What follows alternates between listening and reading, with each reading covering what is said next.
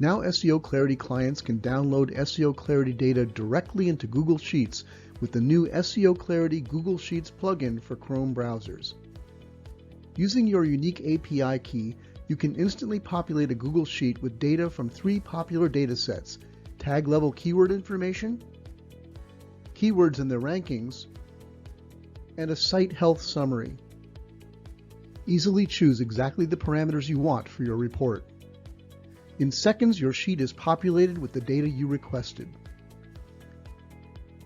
And your query is saved to use again. If you choose to use a relative date for your report, just click this refresh icon to update the data anytime in the future. The seoClarity Google Sheets plugin connects you directly with the largest enterprise SEO database in the world to get your data the way you want it. If you're an seoClarity client, go to the Google Workspace Marketplace and search seoClarity to install the plugin. If you aren't an seoClarity user but would love to have this kind of power and flexibility, go to seoclarity.net now and request a no-obligation demo.